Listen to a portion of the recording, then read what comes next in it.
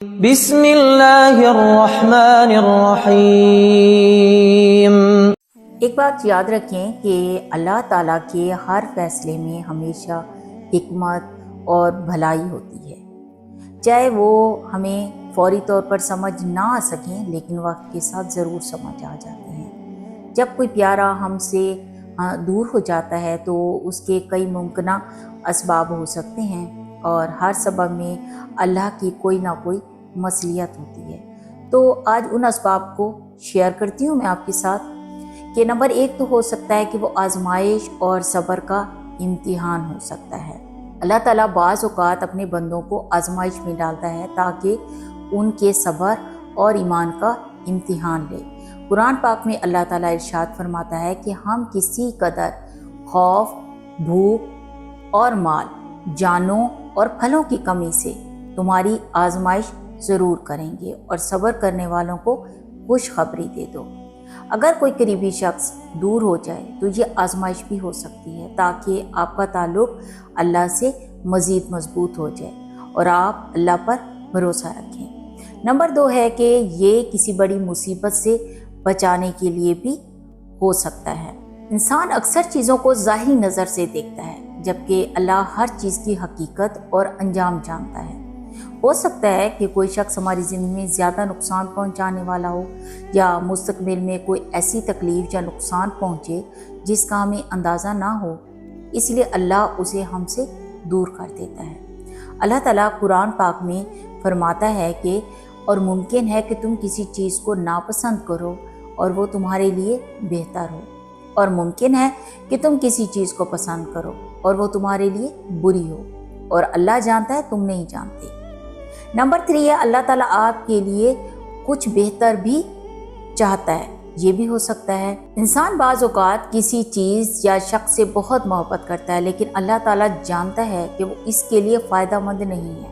ہو سکتا ہے کہ آپ کے لیے کسی اور کو یا کسی اور راستے کو بہتر سمجھتا ہو اور آپ کو اس کی طرف لے جانا چاہتا ہو۔ جب کوئی پیارا ہم سے دور ہو جائے تو اس وقت ہمیں دکھ ہوتا ہے، لیکن وقت گزرنے کے ساتھ ساتھ پتہ چلتا ہے کہ اللہ نے جو کیا نا وہ بہتر تھا۔ نمبر 4 ہے تعلقات میں بہتری یا مضبوطی کے لیے بھی اللہ تعالیٰ ایسا کرتا ہے۔ بعض اوقات اللہ تعالیٰ وقتی دوری پیدا کرتا ہے تاکہ ہمیں اس تعلق کی قدر محسوس ہو سکتا ہے کہ یہ دوری بعد میں زیادہ محبت اور مضبوط تعلق کی بنیاد بنے۔ نمبر 5 ہے گناہوں سے بچانے کے لیے۔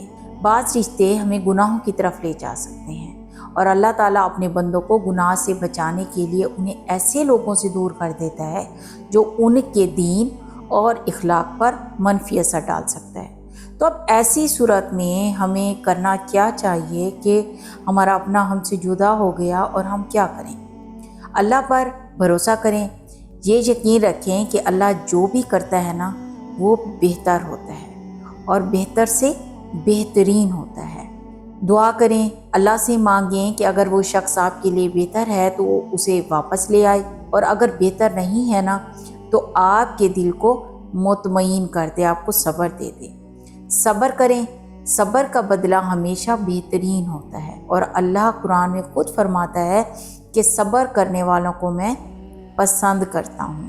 اپنی زندگی کو بہتر بنائے۔ بعض اوقات اللہ ہمیں کسی نقصان دہ تعلق سے نکال کر خود کو بہتر بنانے کا موقع بھی دیتا ہے۔ یہ ہمارے پاس اپرچونیٹی ہوتی ہے، اللہ تعالیٰ ہمیں اپرچونیٹی دیتے ہیں۔ اگر کوئی پیارا ہم سے دور ہو گیا تو ضروری نہیں کہ یہ سزا ہو، بلکہ یہ اللہ کی رحمت اور بہتری کا حصہ بھی ہو سکتا ہے۔ اللہ پر بھروسہ رکھیں اور ہمیشہ بہترین فیصلے کرتا ہے، اور وہ آپ کے لیے بہتر ہی کرے گا۔ تو اللہ پہ توکل کرنا سیکھیں، بھروسہ کرنا سیکھیں، یقین رکھیں کہ اللہ تعالیٰ کبھی بھی آپ کا برا نہیں چاہے گا۔